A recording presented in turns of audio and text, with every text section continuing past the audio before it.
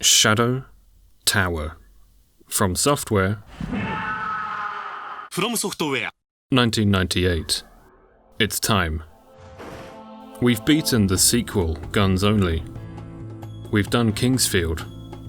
We're finally taking on the only classic FromSoft dungeon crawler I haven't done a challenge on yet. The first Shadow Tower is a horror take on the established Kingsfield formula on PS1. It's quite normal at first, skeletons, slimes, but this gives way to something a touch more horrific, demonic, and frankly bizarre towards the end.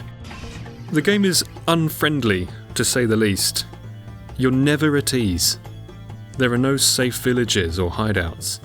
Sure, you may find a pitch-black corridor where no enemies spawn and a save point, but it never feels like you've found sanctuary. Kingsfield may have the reputation of a challenging game, but in that series, you can rely on your faithful weapon. Your armor will protect you. In Shadow Tower, nothing is reliable. Your sword will crumble in your hand. Your armor, broken after a few strikes. You'll never complain about durability in another game again. Durability is the central mechanic of Shadow Tower that informs every part of the ordeal and your every decision. Durability of the equipment, durability of the player. I didn't think it could be done. You have to get several areas deep before you can find a single spell. Even that requires killing something, so I went into this having no idea what to do. The solution was astounding. Can you even get to a spell ring without being smashed to a pulp, burned alive, or melted in acid? And without ever using melee? Are there enough rings to get over the brutal durability problem? And are there enemies that are immune to magic, like we saw in Kingsfield 4? If you enjoy the video, please hit comment and the notification bell. I've found that Lady Algorithm is a fickle mistress, and often doesn't show my stuff to my own subscribers. Hopefully if you bell up, this won't happen to you, so much obliged.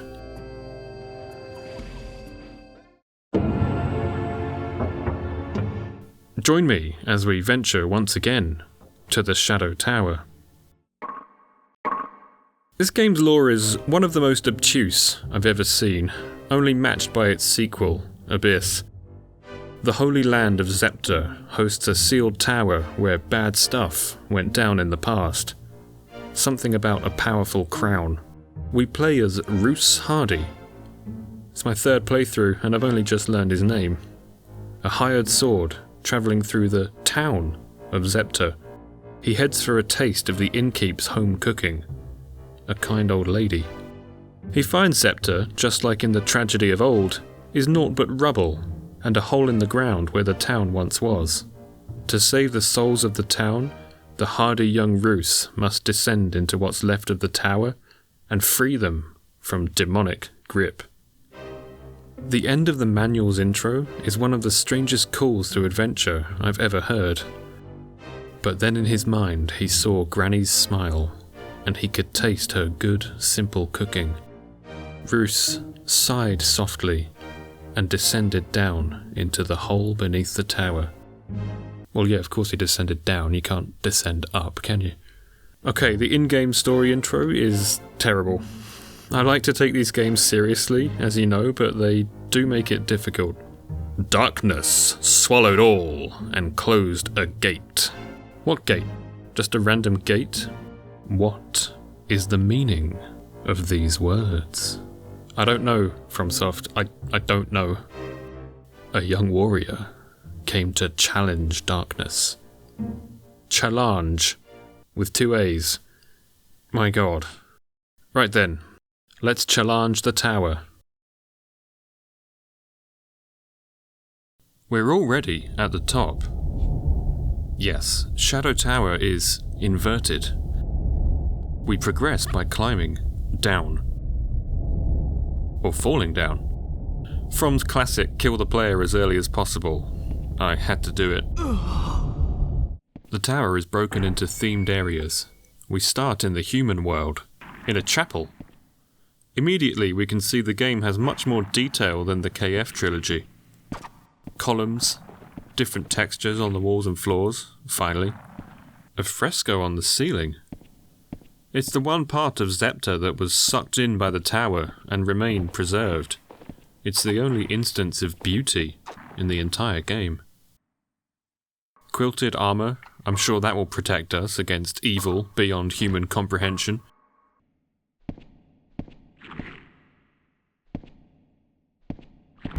Hidden door, secret skeleton, check. Graveyard, check. We don't stick around to be hit by those projectiles. They can probably wipe us out already at low level.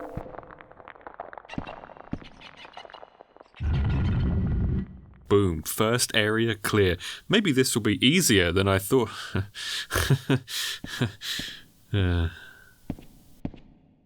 This gravestone-looking thing with a shield icon contains a rude demoness. If you've got no business with me, go away! This is the shop, but we don't have any money yet.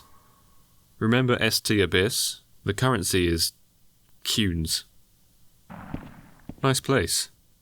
While we're perusing the torture devices, the Iron Maiden, whatever this is, gymnastics gone wrong, note that we're already plunged into darkness. That's pretty much the whole game. They really put the shadow in tower. The dark means the draw distance is tiny and the game runs fairly smoothly, and maybe that's the real reason. As we'll see later, any amount of light slows this game to a crawl. There's no music, if you hadn't noticed. If you hear any, that's what I've added. The crossed feather tombstones are two-way teleports to other areas, and quite frequent. Third area of the human world. We can't attack anything, and we can't defend ourselves. To get a spell, we need to find a ring. So, what's the setup? There ain't one. I don't know where we can find a ring without killing anything for it. Our only choice is to explore and pray. You know, I don't feel like going in this room. That's a lot of dead humans, falling forever. The horrifying part of horror, as opposed to the scary part. We've picked up a soul pod, a level up item. Just like Abyss, Shadow Tower doesn't have levels, only stats that increase via any amount of combat. Killing even one enemy will raise a stat. As we're currently pacifist, these pods are the only way to build our character. Strength is always a good idea, because it raises both your HP and your equip load. This, whatever this guy is... I don't care if you're human, as long as you're a customer. Will trade us health potions in exchange for any gear. The rate is 1-to-1. We give him our only weapon. The crown is the save point.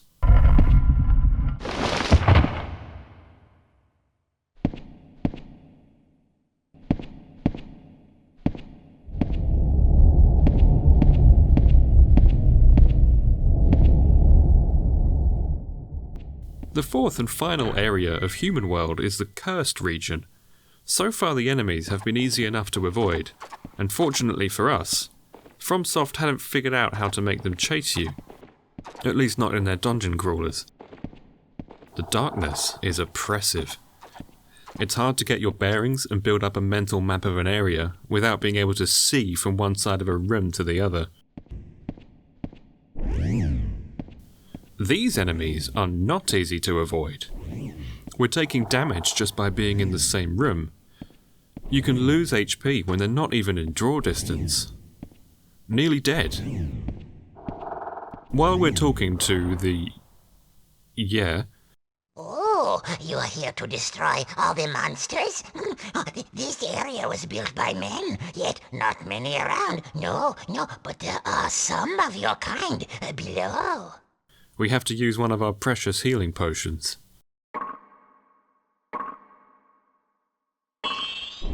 Only one left. This tower is divided into 6 worlds, and each one has a ruler. They're as powerful as you might imagine. You'll be able to exchange these for all sorts of items. The lower demons exchange them for souls. But I don't need them. No.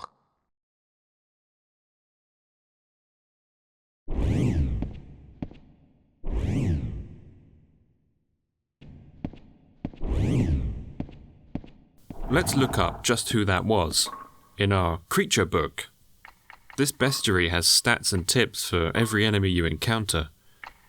That friendly fellow is called Fat Mole. Gives tips in enigmatic riddles. No, he doesn't. He gives it to you straight. He also gives you a tune, so we should swing by that shop at the beginning. If a spider wasn't blocking our way. This is what I was worried about. How do these torches give off such little light? And what's this skeleton mounted to a shrine?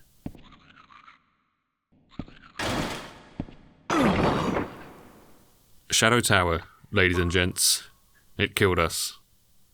We trade an axe with the potion trader and try to get back to the shop, but a skeleton has spawned, blocking the corridor, and for the life of me I cannot get past. How do you take up so much space? Your skin and bones, minus the skin. Check out how much screen space the shield takes up. We find a secret door, another soul pod, and a skelly surprise suddenly spawns at 6 o'clock. That's it for Human World. We haven't found a spell ring, and we'll have to move on.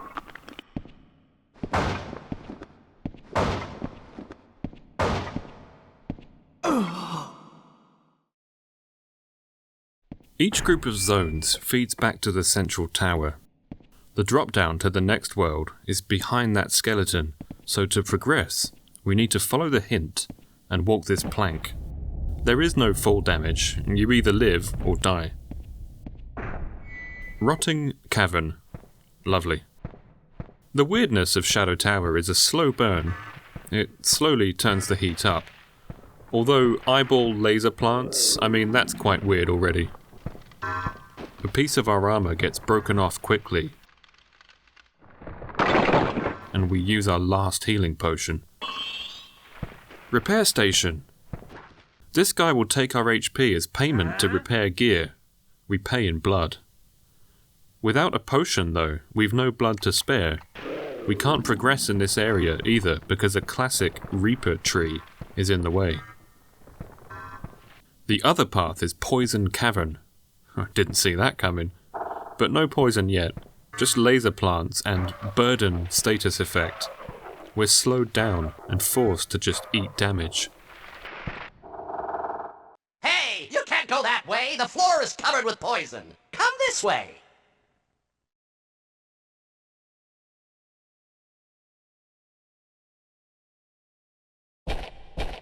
Okay, nasal dwarf. We'll go this way. Fool! Who said you could come in? What? Come on, man.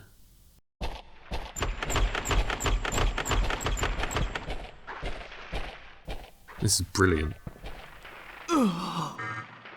Some people insist that this dwarf is another Patches type character, but I disagree. We only died there because we're not fighting, but a normal playthrough would have seen you kill all the enemies first. He doesn't trap or try to kill you, he just says come here and then locks the door. Ostensibly it's his home in there. He doesn't have to let you in. Come this way! Trying again, we get heavy status inflicted on us once more, and just load. By keeping to the right, we can avoid the plant that burdens us, and head into the poison at full speed. A health potion, and a poison cloud attack from the ceiling. I don't know how I can make it through the poison without getting more health potions. So, I restarted the entire playthrough.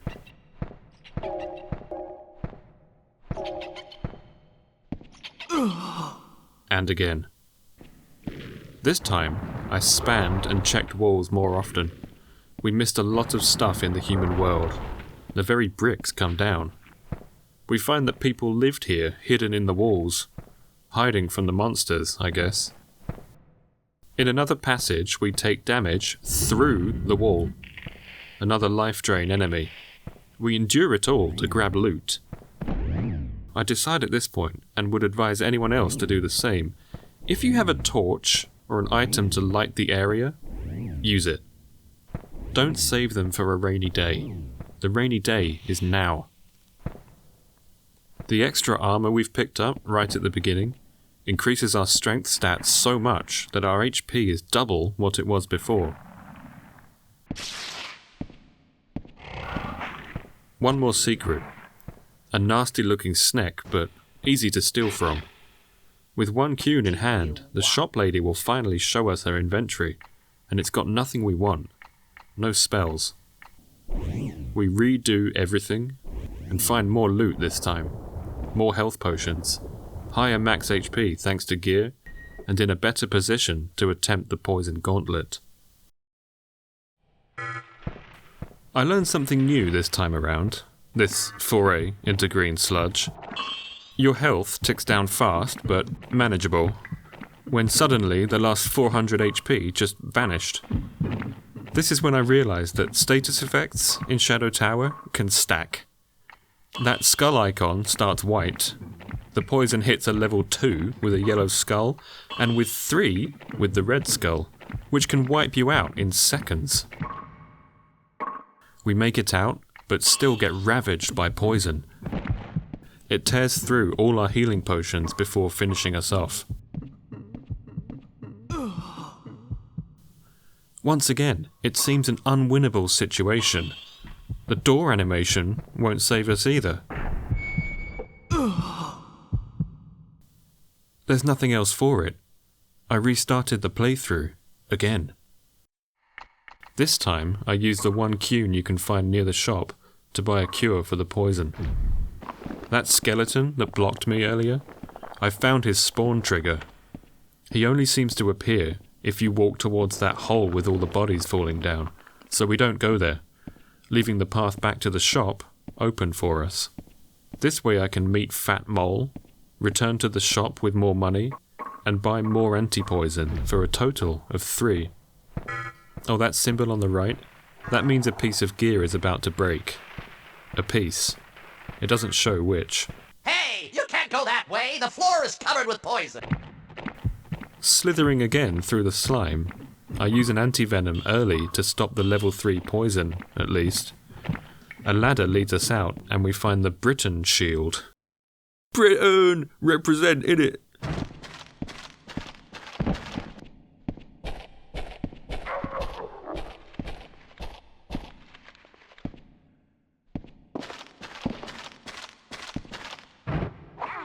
Even with the burden status, I can avoid this little gobshite.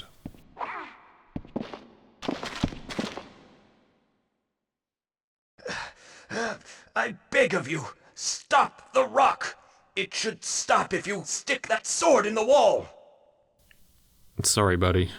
Don't you know? You can't stop the rock. Luckily, we're carrying a sword. We didn't sell all of them. Nom. You know me. I'm always trying to stick my sword in the stone faces.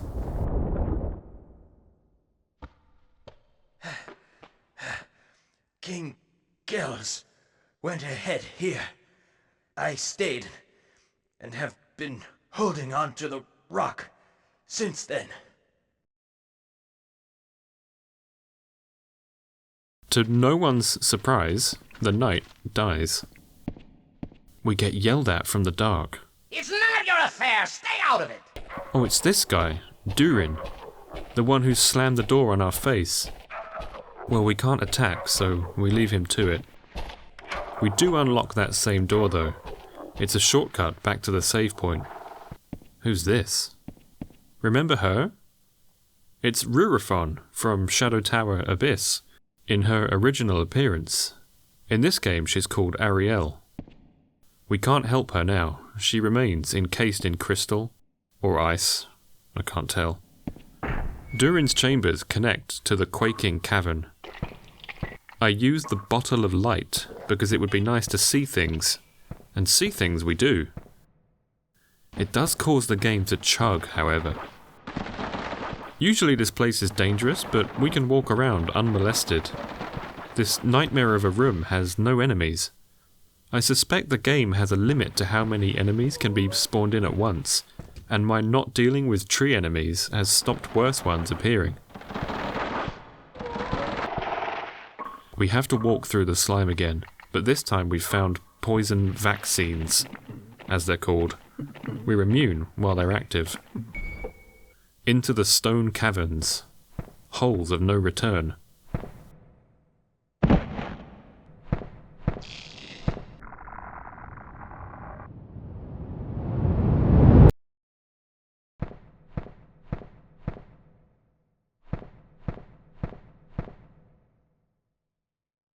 You're wasting your time! Go home!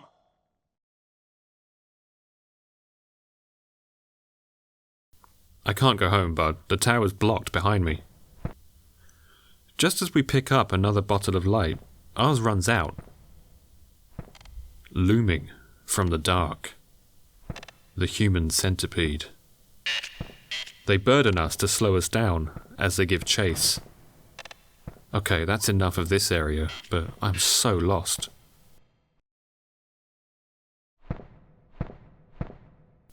Are these carrots? With faces? What the Oh, it's this guy again. He's called Dybbuk. Forgive me, I was just joking before. Some claim he's also a Patches because he begs forgiveness, but he didn't really do anything. He just said go home. We'll leave him in peace. For now. I was led to believe this challenge was possible by Almar. Check out his videos for more challenge runs. I knew that the first magic ring he found was here, in the False Pit Cavern, past this halberd knight. However, when I try to get in, this bloody bellsprout looking thing blocks the way. And that knight edges closer. That may have been my best chance to get past. Every time I try again, it's further down the passage, stuck like a cave diver, and spitting acid at me. I guess it's more Victory Bell.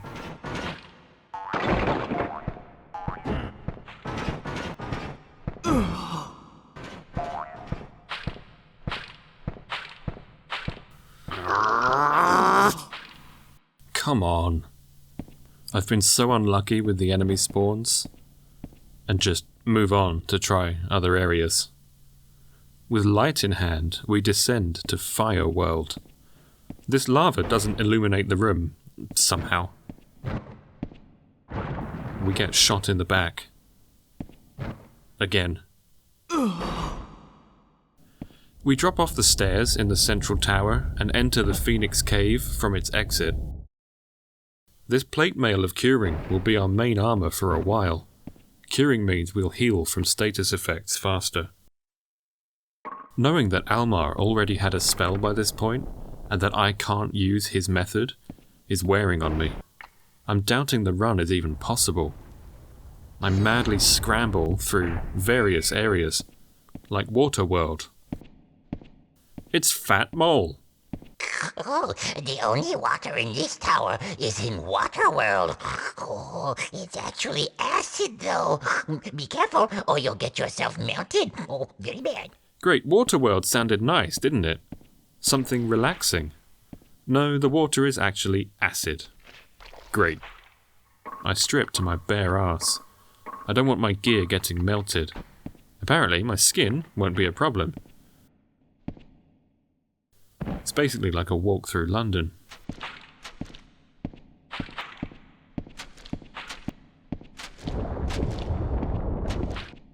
The sunken river area looks nicer. Ceramics. A bit like a swimming pool. But trust me, you wouldn't want to take a dip in here. Wait, how is that shield surviving in the pool of acid? If I equipped it, it would be broken in seconds. I don't fancy skinny dipping, so we wander off. Deeper still. To Illusion World. It's crazy how much of the game you can skip.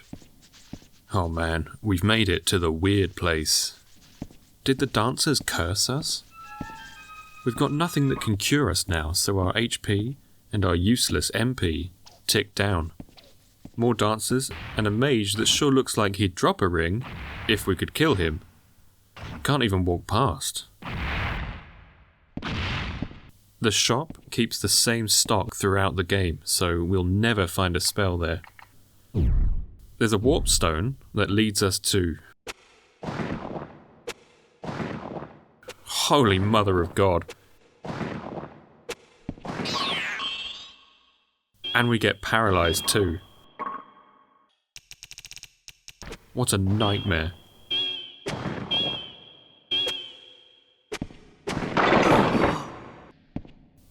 We have to try all the paths and all the chests. Some are locked, some contain a nasty surprise. It's too hot for us. And down this path we haven't even got a puncher's chance.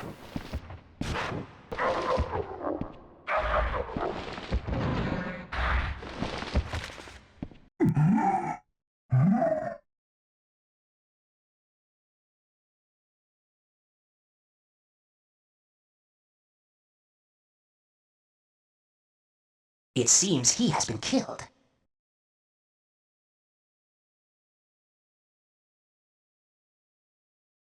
This type of man could never become king. Should we test you next?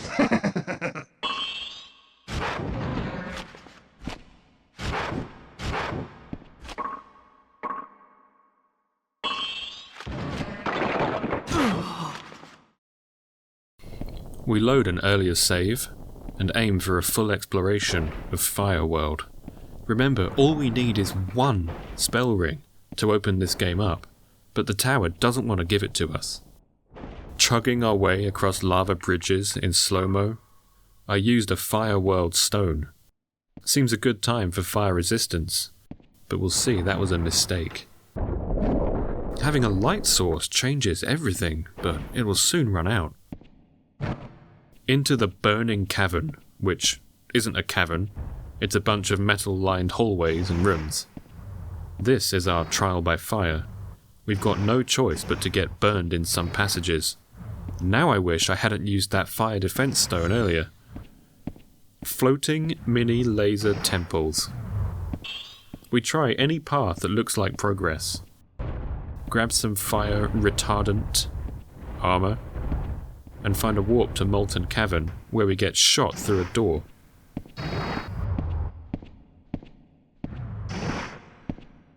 To our right, our path is blocked by an enemy. To the left, we're shot through a wall and lose a piece of gear. We get a brief glimpse of that enemy. Hell on wheels. That thing's been the bane of every playthrough I've ever done.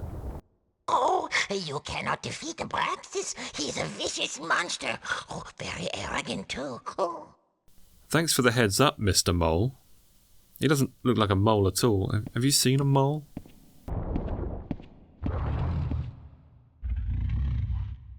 You will not go any further. I'll turn you to ash with my flame. He was right. Abraxas is an abrasive fellow. Oh, obnoxious, isn't he?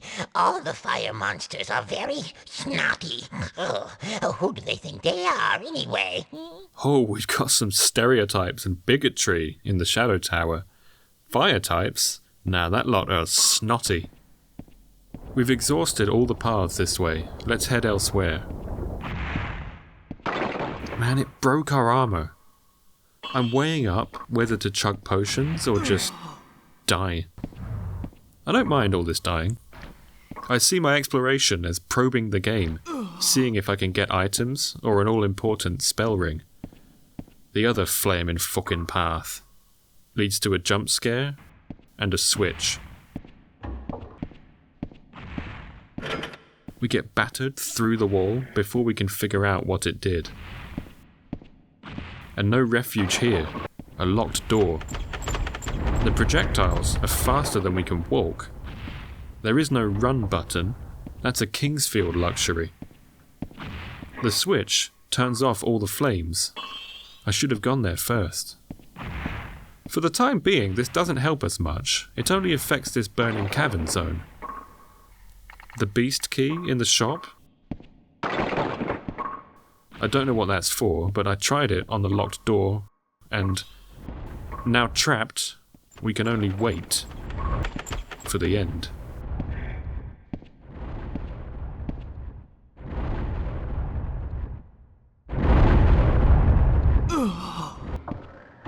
I remember there's a way to dry up the lava that dragon, Abraxas, is sitting in, but I don't know where it is.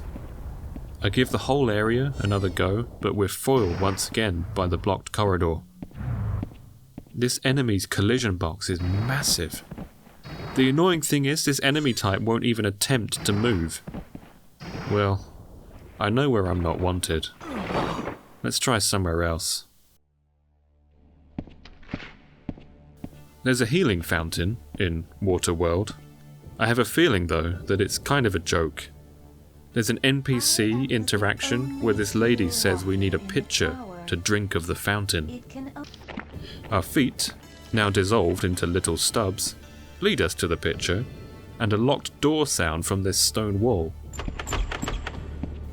So we have a combination of hidden door and does not open from this side. Now the health pool is active. We can use it, but that's it. The pitcher is gone, and there's no flasks. No way to take the healing water with us. This is the only healing fountain. It's not even a fountain, it looks more like a bath. So yeah, I think this is a little piece of psychological warfare aimed at Kingsfield players, who use fountains as a home base. I know that acid pool progresses Water World, but I don't want none of that. So let's take a shortcut in the central tower. How low can we go? Past all the doors, a warp stone takes us to Void. It's the end of the game. We've reached the door, or the maw, of the final boss. We're not allowed to face him until we kill the other bosses, so we're spat back out. But still, it's amusing. In trying to find a single spell, we've reached the end of the game, having found none. I also like the name Void.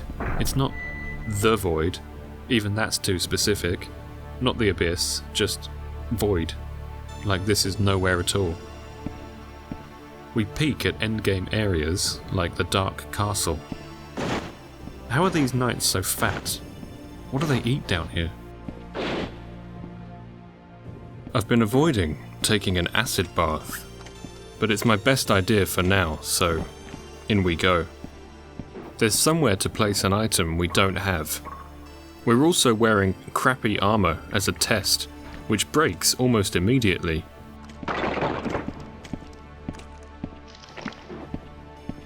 More stat ups, and a drop back to where we came from. The other pool beckons. We take the plunge and decide to stand leveling up, fully submerged in the yellow acid. Is acid yellow? Maybe it's picric acid. Thanks, AI. We strafe around the other swimmers. Watery labyrinth? No, it's more acid. And I was a bit stupid here. I walked around naked, thinking my gear would be damaged, but it's only our feet touching the acid. Another pathway blocked. Undeterred, we try again. Acid walking. The mistake in not wearing helmet or chestplate means my max HP is badly nerfed. I persisted in the error for a while. Even with an acid vaccine active, we still take constant damage. Yeah, people complain about poison swamps. Try acid swamps for this long. Our third attempt gets us past these eyeball frog plants. More acid, rooms of nothing, more dangerous enemies. Some big brains to remind me of my big brain idea. A door, finally. An escape from this hell.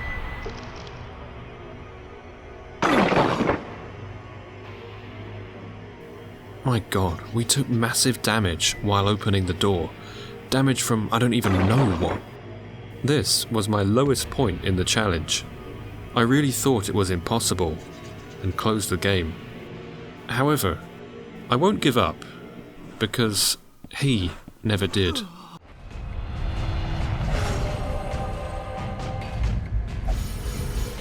We walk the PP pools again, back to the fateful door. It leads to White Rain area?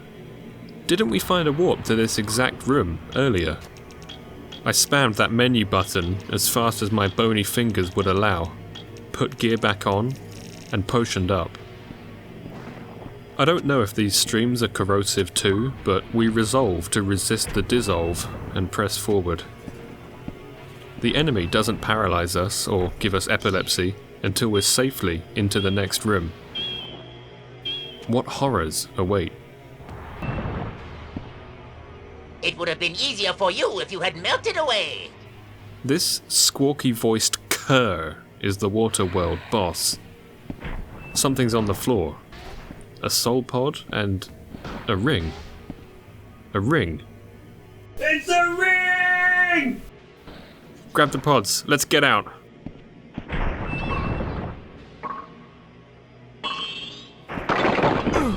Oh. You see, you should have just melted. That's fine. That's totally fine. Playthrough is saved. We know what to do now. We just need to get in, get the ring, and get out. We go again. Through the pain. Through the paralysis. Here we go. Get the ring. Get the ring.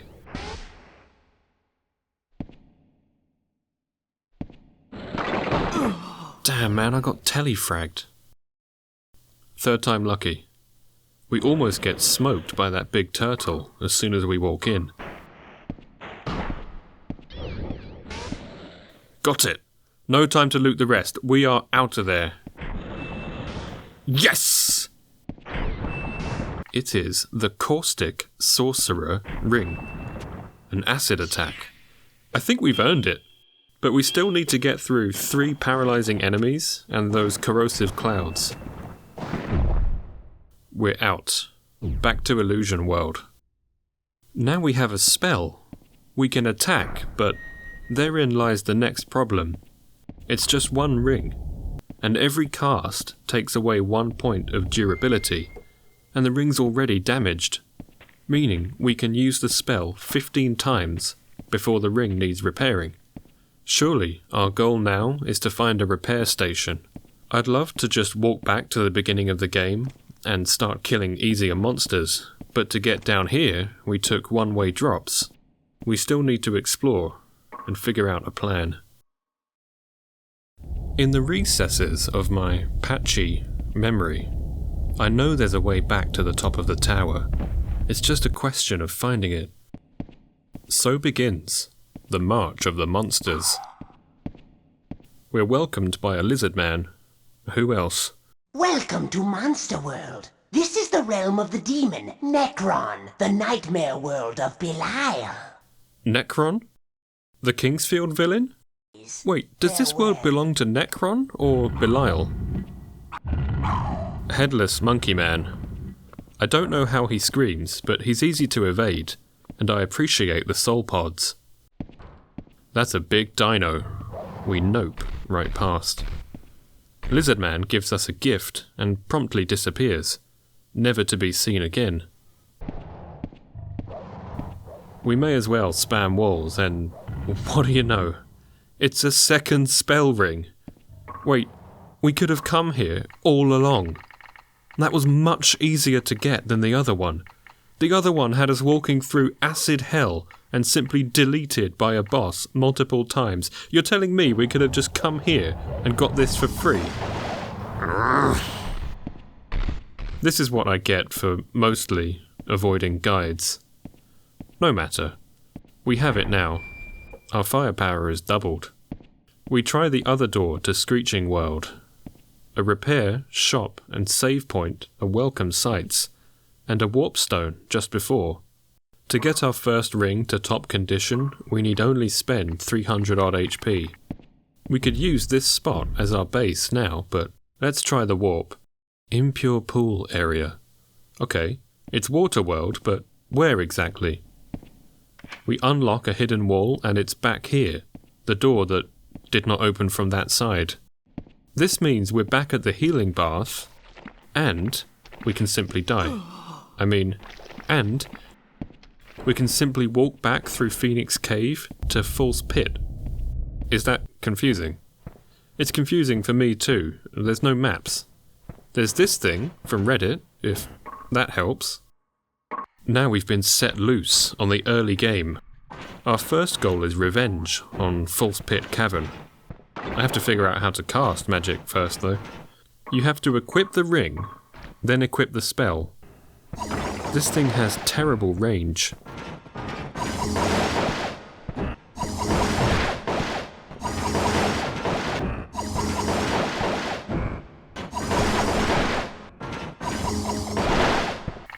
The second ring is already 1 point away from breaking. We couldn't even kill one enemy without switching to our first ring. This is gonna be rough. Die, Victory Bell, die. And you. Using Bubble Beam on a plant type, we use what we have. Our HP is slowly regenning thanks to the Shadow Tiger Sword the Lizard Man gave us, which is good and all, but the shadow in the name is a dead giveaway. It gives you regen up to half health, but I was too dumb to realise it also makes the world go dark. That torch is doing nothing for us, thanks to the cursed blade. We struggle up the narrow walkway, blowing bubbles at anything in our path. The end of Earthworld is Hostile Rock Cavern. This is where Almar found his first ring. We scramble trying to find it, avoiding this boss-looking door, and there's the ring. Alas, greed gets the better of me.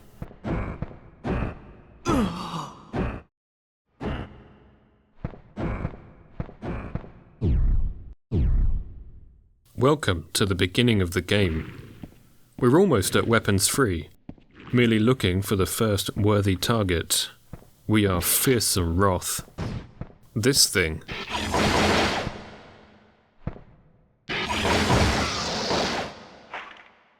Into the snake hole we go, just like KF4. Potions and a Dorado's Ashes box, which repairs gear but only a third of durability. Still, that could be the difference between life and death for us, being able to cast or being unarmed again. I want to kill those goopy skulls from earlier, only to find out they haven't spawned in. Still, we're able to explore where we couldn't before. Sorry buddy, your wake-up call has come a bit late. At last we can remove that bothersome skeleton, but our bubble beam can still miss from this range. The bubbles can go left or right a bit and hit the wall, meaning the best casting range is point blank, as dangerous as that is. I'm grateful for all these heals we're picking up, both for us and as currency when we need to repair the spell rings. When casting spells, my ring's on my right hand. It's tap circle, then triangle. Left hand is circle, then square. So, yeah, I'm doing a 2-button combination every time I cast. Back down to Earthworld, Rotting Cavern. This tree enemy was in our way before, so we bulldoze him with bubbles. Now we can explore, as long as our rings hold. I kill the Reaper trees to stop them annoying me with paralysis. The menu has high-res images of all the inventory items, with descriptions. This might be the first time From did this. The stone head charges and gets shotgun bubbles. That was a close one, they deal nasty damage. One after another. Oh, at last. This feels good. On a normal playthrough, I'd recommend killing stuff instead of trying to preserve durability, because the drop rates are high and your stats go up. It's always worth killing. We've looped to the beginning of the area, and can now complete the setup. We spend health to repair both rings. We've got that dark sword regenerating our HP, and plenty of potions to burn through. Basically, we can do this all day. It's our gameplay loop now. Kill stuff, loot, repair the rings. I'm intent on making up lost ground in the Earth zone. Another potion drop. That means we've already profited, HP-wise.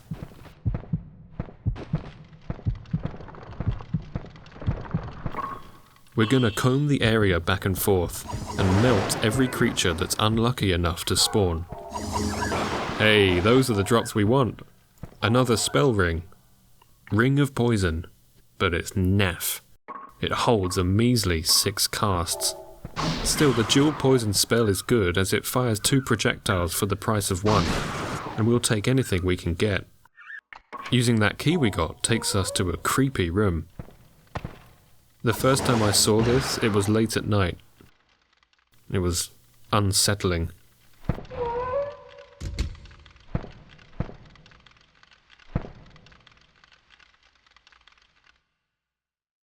I am the demoness, Ariel. I would not normally ask this of a human, but will you hear my plea? Please, break the seal and return me to my true body, that bastard Durian.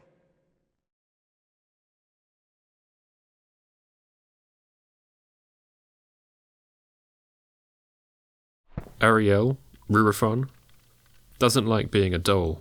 Maybe we can help her now. As powerful as we feel, we still have to pay attention. A couple of complete laps of Rotting Cavern leaves it mostly empty. This is what happens when you clear an area. More enemies can spawn, but it's random whether they do or not. Getting them all earns you a 100% rating in the menus, but it's not my idea of fun, endlessly traipsing around the same place, hoping for a spawn. That room in Poison Cavern that gave us so much grief, with all the burden-casting plants. You all need to do one. It's gardening time.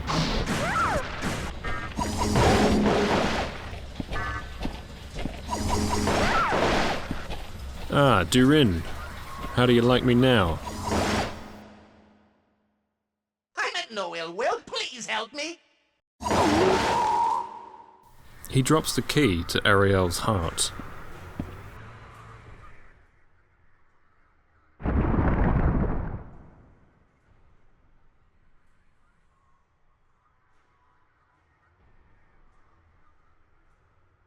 I despise humans, but to you I offer my thanks.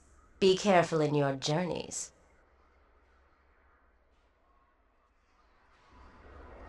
That's a long arm.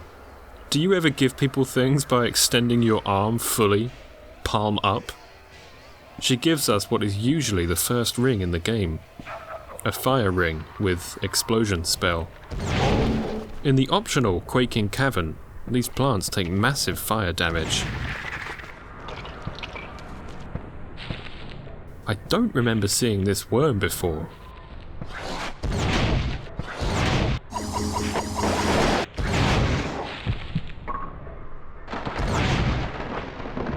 There is water here that isn't acid, in this well, but you can't interact with it.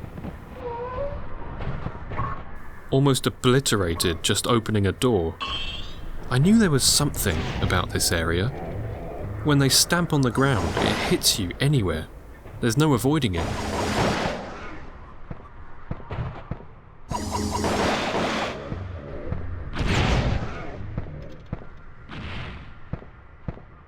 And what are they saying?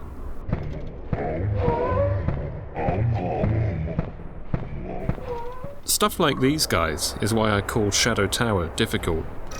I know playing normally, you're almost indestructible by the end, but there's many times throughout the game where you can be insta-jibbed. For me, that makes the game harder than, say, Kingsfield. Before dropping down in Stone Cavern, I went back to the repair station to refresh those rings. Probably my armor too. From here on, I do this every time we go down a one-way drop. After all that running around defenseless, one-shotting enemies is so satisfying. Man centipedes? Kill it with water.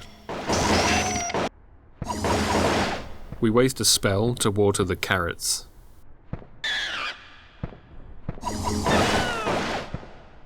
Sacred Feather drop. These can warp us back to the last save point we used. Hello there, Dybbuk.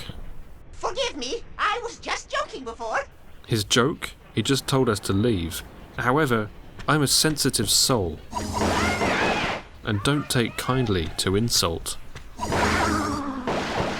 I'll be taking that ring though. It's another bubble beam. I'm a bubble beam main. You can call me Kingler. Do you remember the meme, fuck yeah, Sea King? 2008 was an innocent time. My dear halberdier. Speaking of Pokemon, Acid Fight. We enter False Pit for the last time, angry and unafraid. Bubble blast our way down rocky shafts. But we can't relax just yet. We meet our first magic-resistant enemy and have to waste a lot of durability to put it down. I've seen enough. Let's face the first boss. With only a close-range spell, we have to get well within their striking range to hit them. So I pull the fire ring back out and use a precious Dorado Ash to repair 3 whole casts into it. Wow.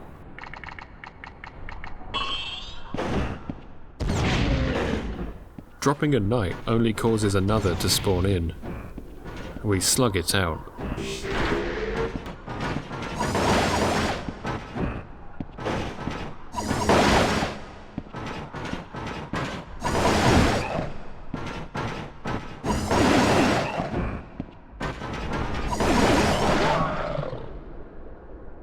I am Apollos, one of the 7 knights of the great King Edward. I was turned to the darkness and captured by the will of King Edward. But now at last I am freed from my torment. I'm always happy to free a tormented soul. With Apollos dead, that's the first boss kill under our belt. Our prize is a soul pod and a spirit book. This will be very important later. False Pit has that warp back to the very beginning. I choose to do the loop, back to the start of Earthworld again, just for the repair point, and to mop up some easy kills at the very beginning. Wiping out the population of Phoenix Cave shows us that sometimes killing stuff earns you tougher enemies like this armoured djinn. It drops the fire resist item, which we desperately need for Burning Cavern, and its non-stop fire. Now we're back to bring the temples crashing down. Fire walk with me, dear viewer, to the switch, and get ready for a brawl.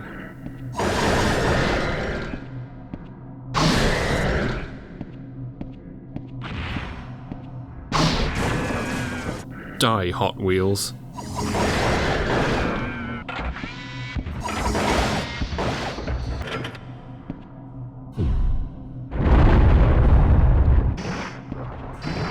The shrines are stacked up, but we blow our way through to where we got blocked before. But the door's locked. I need to conserve rings again, as we haven't got a repair station down here. I will make an exception for these paraplegic punishers, though. They're too dangerous to be left. We have to meet Abraxas again to progress, then walk back. Look at Roly-Poly Boy throw it back. Anyway, Fat Mole will relocate to that locked door and open it for us. He's really got beef with the lords here. Sweet Jesus, what are... I thought we liked spider boob ladies, but these ones resist our magic and freak me out. It's the noise, I think.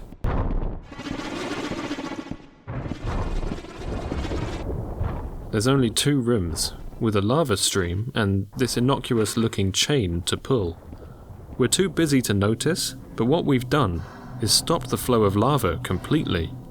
This was enough to turn the immortal Abraxas into a dried up, dead husk. The lava is cool enough to walk on, believe it or not. I aim at the skull and hit the dragon by mistake. I didn't know you could hit him at all, actually. It's the first time I've tried. Despite our dark sword dangling limply at our side, we can still see well using a bottle of light. There's where the lava used to come in. Warp to a new area and 2 twerk robots. This is the AI future right here. Shadow Tower really loves this enemy, and I really don't. We find a something and have to move on. We've used our rings quite a bit, and I'm worried we're going to break them all again. Avoiding the last enemies, we step through a warp and find ourselves on the other side of that locked door in Burning Cavern, next to a repair point. An absolute godsend. We fix up and get back in there, where a pack of Cerberus attack. It's not wise to paralyze me still in my spell range, Poochie. Okay, now they've double paralyzed me, so we can't even open the menu to heal or break the spell. I appreciate you want to guard the underworld, doggies, but you're a bit late. I've been here for a while. One of them drops a key too. That's crazy, because they didn't even spawn first time I was on this island. Another ring on the floor is a welcome sight. Using the fiery key on this pillar gets us the flaming key. That's basically the same name.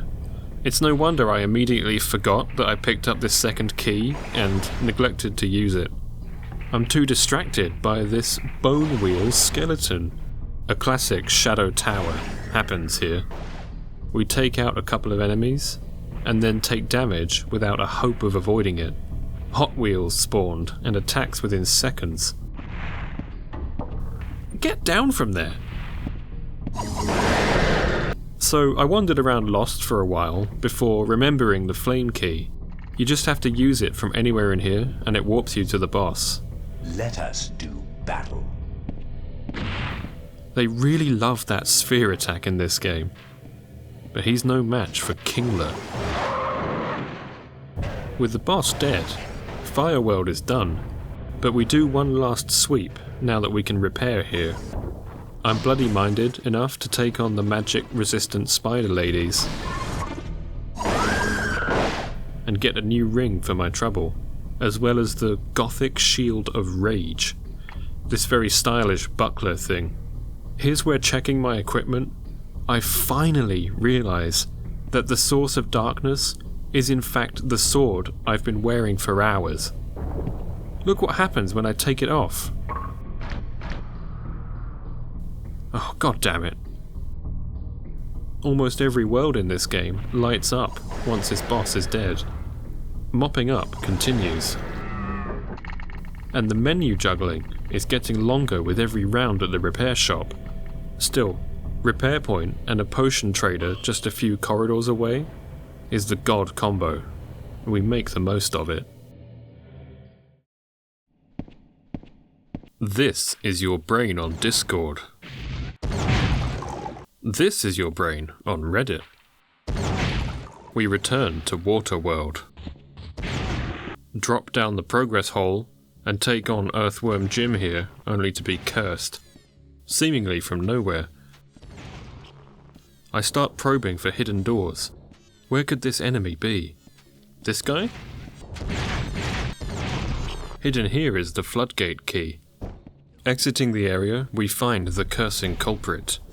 This flying egg takes 0 damage from magic. I try a few different spell rings on it, nothing. That's a worrying sign. We've got no choice but to run, screaming. Let's just chill by the pool. Kill the lifeguard, and he drops the second floodgate key. We drop into the acid bath to use the key and really exfoliate our pores. There won't be any skin impurities left, because there won't be any skin at all.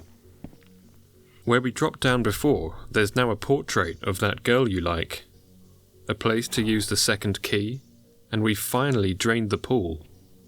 All for a locked chest.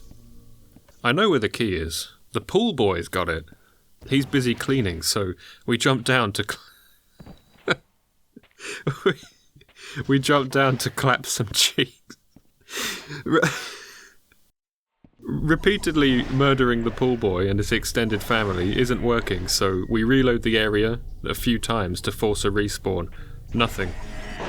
Not sure why I'm doing this to myself, but we kill a few enemies in the acid. We do get a new ring. Dark Ring. The spell is called Slayer. It fires a few knives. I was hoping this counts as physical damage, but sadly no, it's still magic. I guess dark magic. I've had enough, so use a feather to warp out and probe Illusion World a bit. We outrange this wizard spamming explosions for another dark ring drop, but this one gives us MP regen, which is pretty big for us. We try the pool one last time and finally get a key drop. Warp out of the pool because they didn't include ladders. What am I, a sim? Our prize is an ice ring. And wait, the 3D model was red. Are all rings the same model? I think they are. I'm all over the place, but progression requires dead bosses, so we repair in Beast World, then take the warp stone back to the gas... Oh, there goes my ad revenue. It's time for revenge on the wizard who killed us earlier. Trying out the new ice spell, I realise it pierces enemies. This is great. Finally, it's like Windcutter from Kingsfield. Windcutter, my beloved. This way I can damage the boss while taking his pet turtles down. Also, the damage is double sometimes. I'm landing crits. I'd later realise it's that crazy gothic shield I'm holding.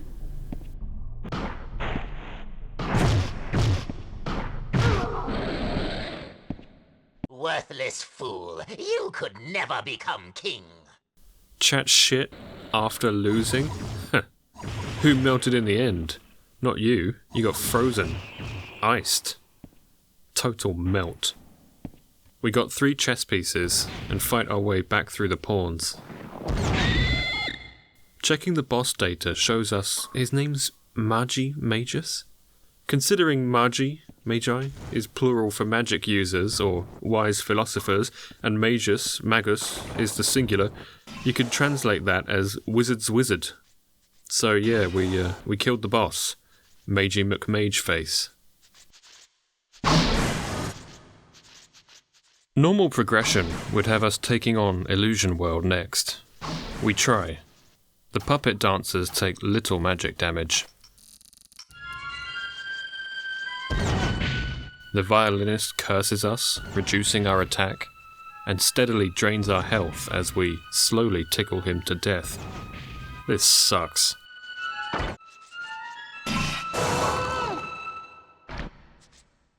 I don't fancy repeating the process with this flautist, so let's try the next area.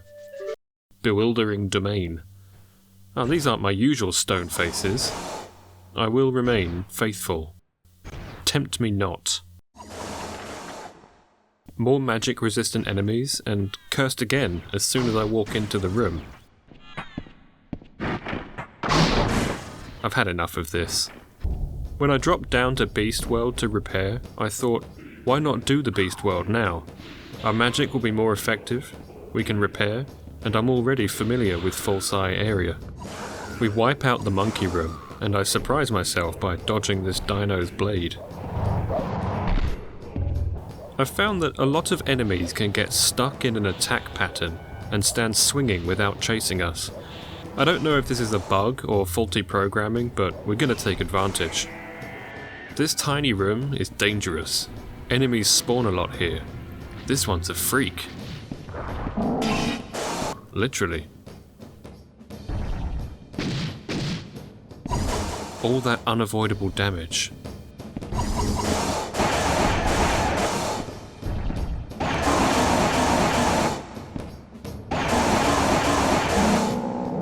And what's this little beach?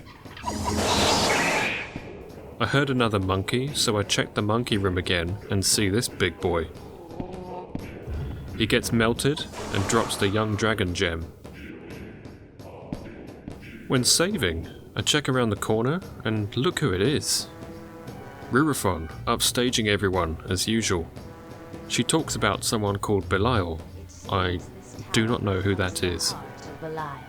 Damn, girl. The way your arm clips through your hip. She mentions something about fighting us, then disappears before we get the chance. Are you prepared to challenge me in battle?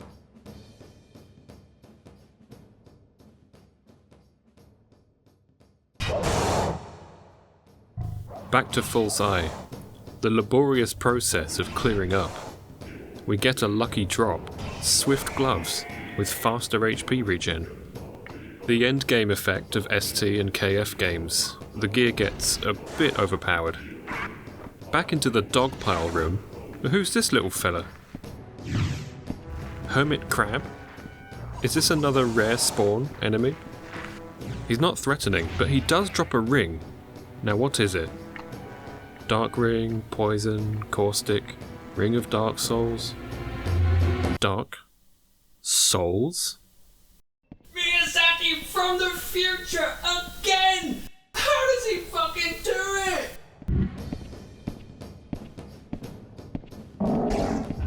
$999. Is that maximum damage from the Dark Souls cleansing spell? Holy shit. Sadly, it's just this enemy is weak to the element. Light or holy, I guess. I won't always be getting this much damage. Indeed, this blue dino in a secret room is like a boss battle for the amount of time and spells it took for me to kill it. No drop, and another one spawns immediately. Yeah, no thanks. Beyond Rurifon, the Screeching Area offers invisible enemies. Not an enticing prospect. We retreat, have to kill one to get back to safety. We couldn't see them, but the creature book did. We even spawned the boss in, Necron. The young dragon gem goes on this pedestal and makes the monsters visible.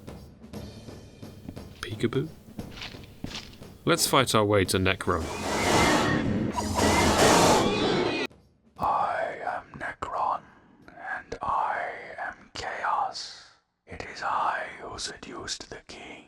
You seduced the king? I don't care about your private life, dude.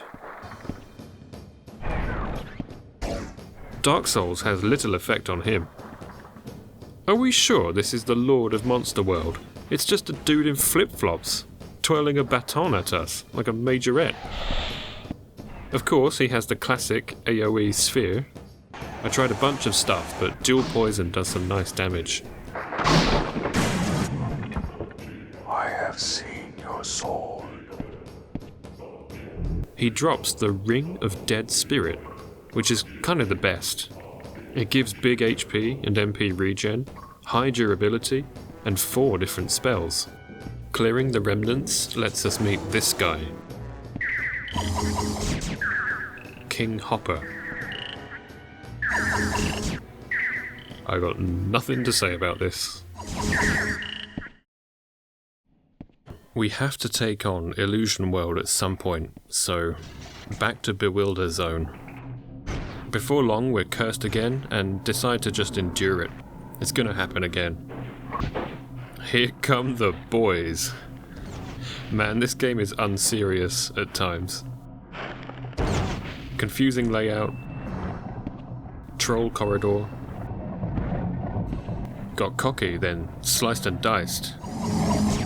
Before moving on. The worship area has cool decorations. I murked this old wizard without a second thought, with nice crits. Turns out he's one of the 3 illusionists who serve as the illusion boss's captains. A wobbly wall warps us wandering on. A mark of a dungeon crawler for me is frequently worrying about status attacks. These guys inflict dark via proximity and spit acid. I have to do it. Line him up, line him up.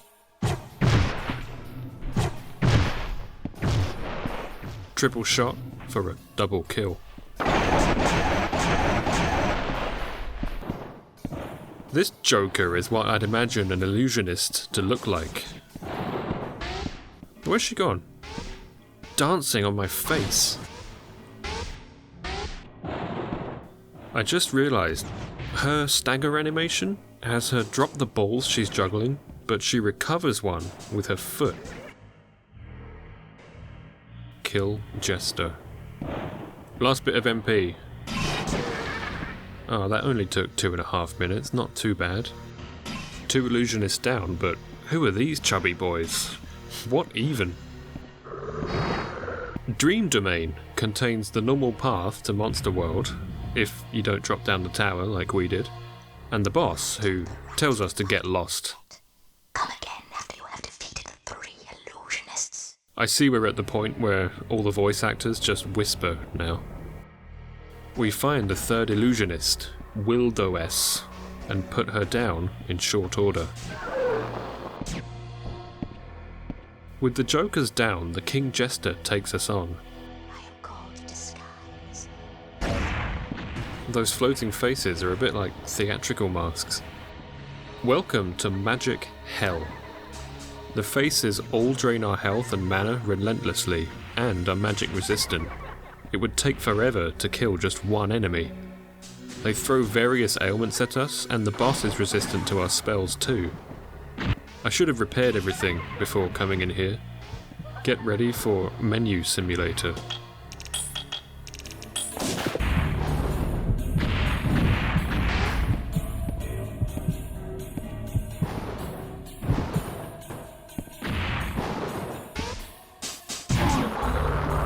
What a helmet.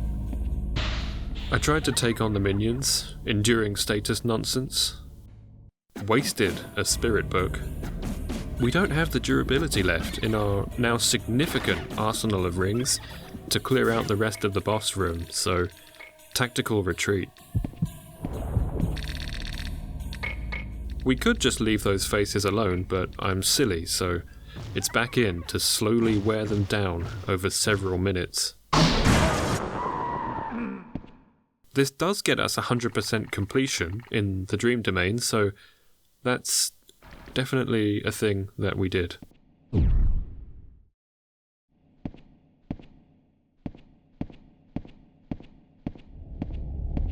We've done all worlds but one, the last, Death World.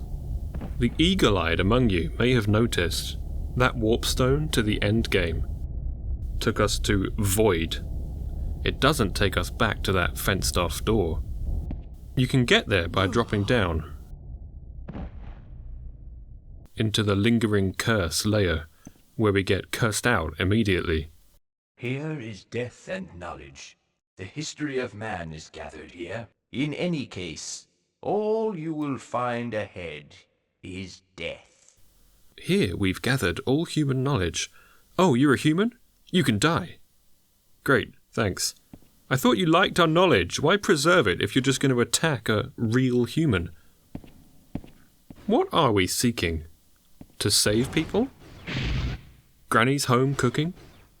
Curried goat? It's not our granny. It should be translated as kind old lady. Granny implies relation to us, but it's a Japanese thing. Obachan. A kind old stranger can be called Granny as a nickname, but English doesn't really do this.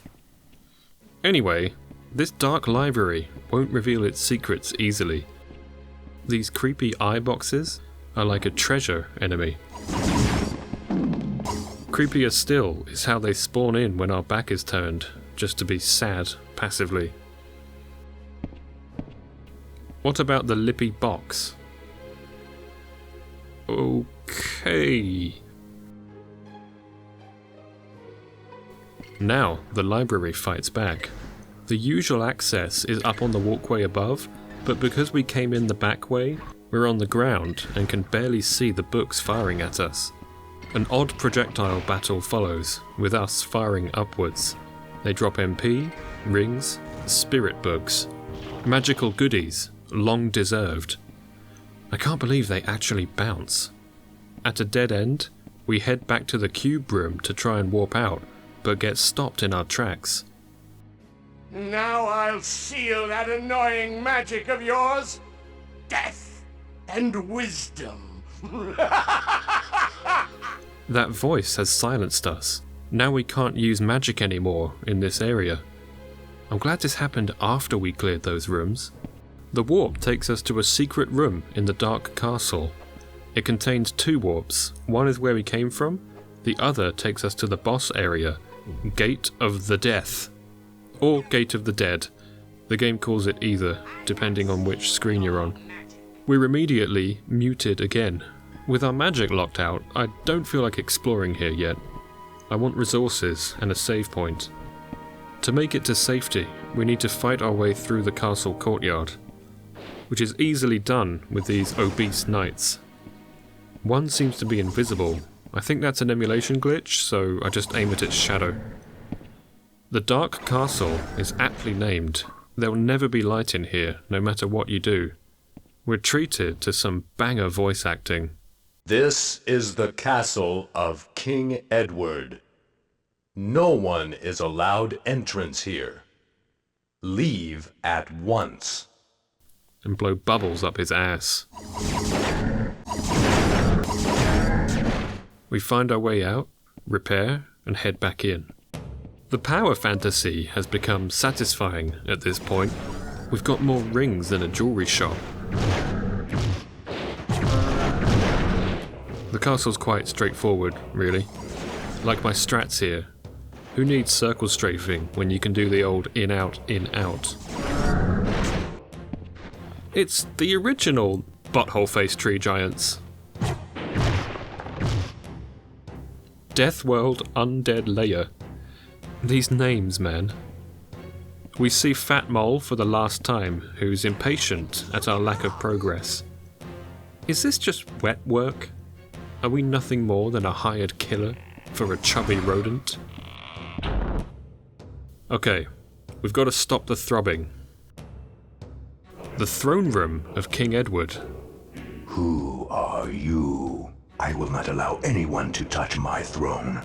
It's cool that in a way he feels like a final encounter, but he's not. A vital key is sitting in the middle of the room. It would still be easy to miss considering the draw distance. Get that pelvis away from me.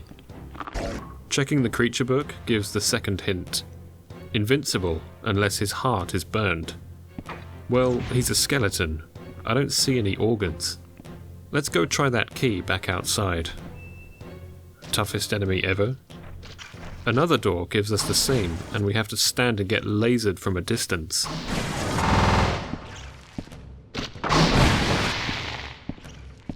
This room, I remember, is nasty. We've reached the castle kitchens, and they say the kitchen is the heart of the household. This one is like a mini-boss. We can't damage the eyeballs, so have to eat a lot of damage from both them and the heart, until we can arrest that cardiac.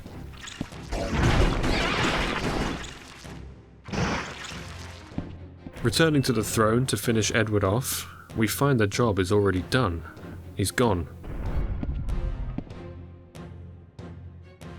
Beyond the throne, another hidden door leads us to our girl, Rurifon.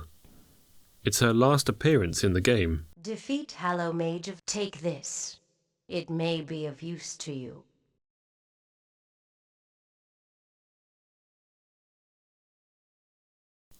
She gives us a soul pod for a massive 53 points. But she did say she wants to battle, right? If you accept her gift, she disappears forever, so I had to load the save. Wow, I aimed that shot a bit too well. I see. Now we will do battle. Let's go, Ruru. Ruru waifu. What can you do?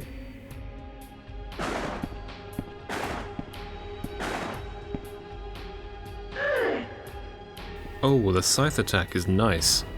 But really, just strafing is enough to keep us safe. I got bored, so Went for my close range ice spell as it hits 4 times. Arrogance, Blinch. She made me pay.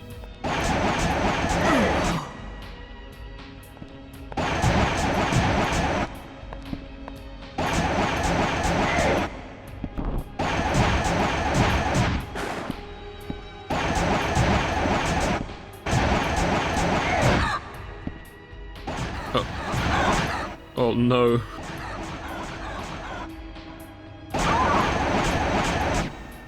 And that's it. Rurifon's dead again. Although, can she really die? We get nothing, but we did unlock her as a playable character in the Versus mode, which I don't have time to talk about. We enter the gate of the Death Dead. No magic. We explore, but get blocked off, and have to do a bit of daring parkour to escape. I'm worried about the boss here.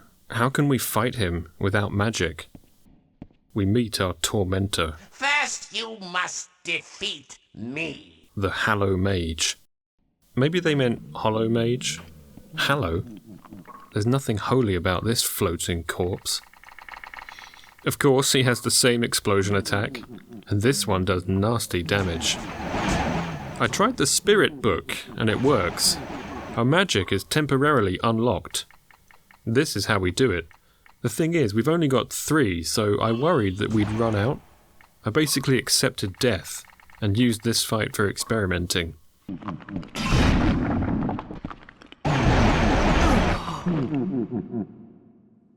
I thought perhaps, but it was impossible after all. He's got an unimpressive voice for being so powerful. I thought we'd need more spirit books, so I checked where I found the others. Dark Castle, which is mostly empty now, but we do get a book drop immediately from a tree enemy. And another from a gargoyle downstairs. There was a locked door back in the library, so we try that too.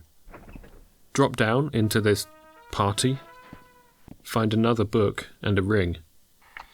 The anti-magic curse is still in effect here, but now I'm a lot more confident, so we use a spirit book and take on the bugler. Hey, stop dooting me. He's dooting me in the face.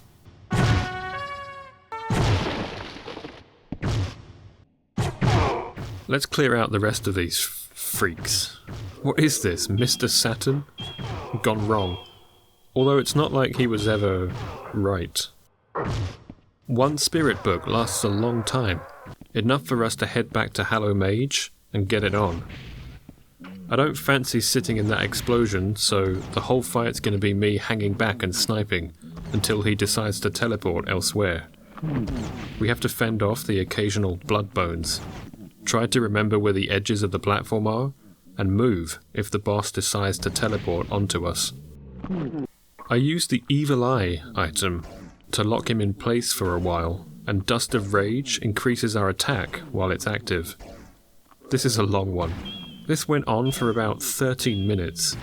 He's highly resistant to magic, as you might imagine. I'd love to get in and hit him with multi-hit spells like my trusty Bubble Beam, but that aura would destroy us in seconds. His aura is just too much. I went through my gear and equipped everything I could find that increases my hit rate to try and squeeze a bit more damage out. Eventually, the jewel poison hits home, and he's done. This guy felt like our final boss, but the real one we can access now. Into the mouth of the void.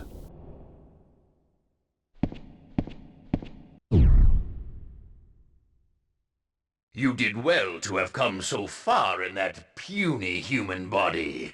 Show me respect, and I will kill you painlessly. We're unimpressed by that spinny projectile, so it's time to wander the hall.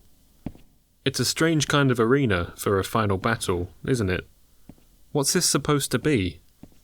I wanted to see how far it goes. And after running for several minutes with fast forward on, I think it's infinite. I don't know how Fromsoft would have done this. A loop?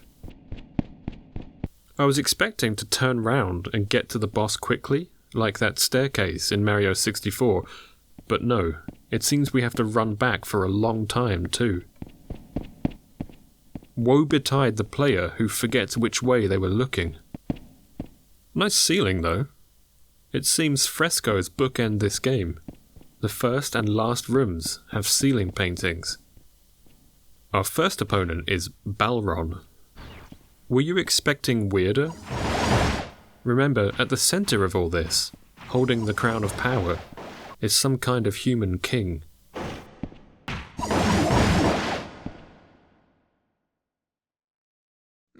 I'm impressed with your resilience. Now we will do battle. But wait. Balron was Fromsoft Lizard Man all along?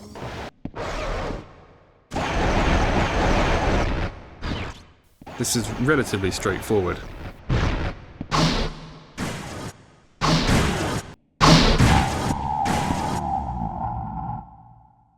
I will not let you go.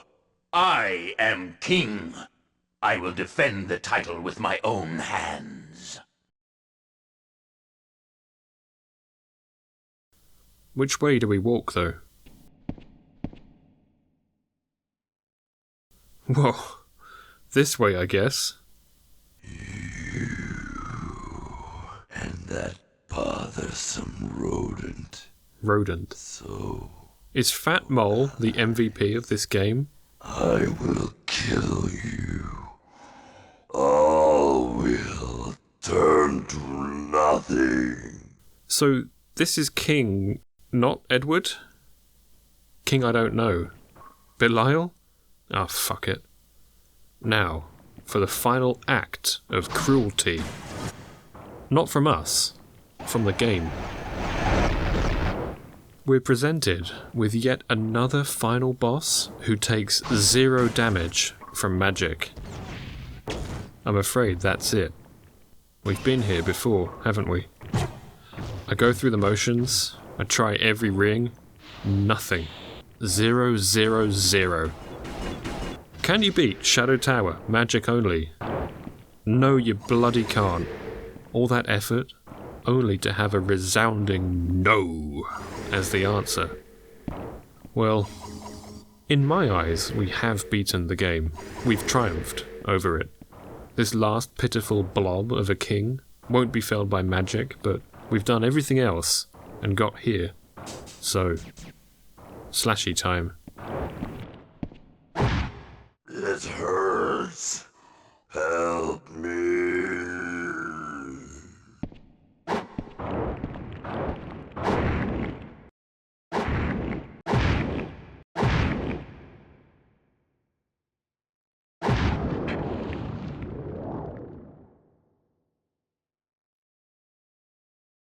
No. No. My world. Your world? Your world sucks. Why does it look like this? Why couldn't you have made some nice gardens or something?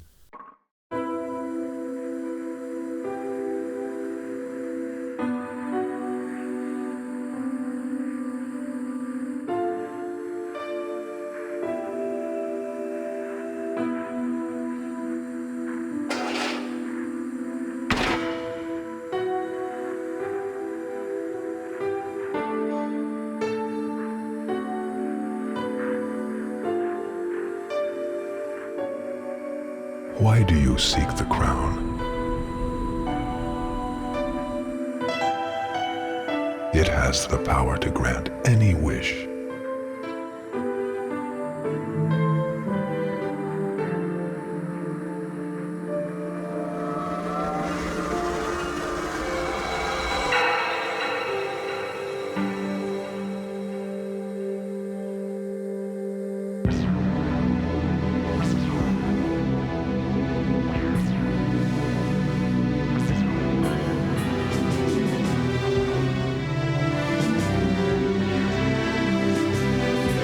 This crown gave me power to become a conqueror.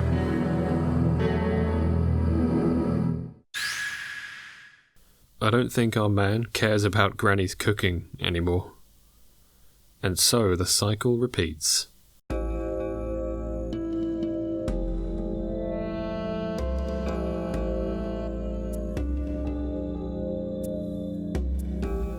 Are we the Spear King from Shadow Tower Abyss?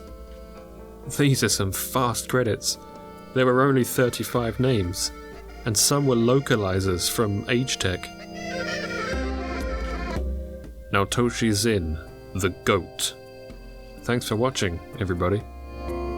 Next up, from Shadow Tower to the Tower of Barbs. Or it's to Yharnam. One of the two. As always, all feedback is appreciated, and sharing the video with anyone who's likely to watch it would be a great help. If you want to support directly, check the Ko-fi link in the description. Thank you to all my blingelings who have supported so far. You'll find me somewhere in a dirty, dank dungeon, where we'll meet again someday soon.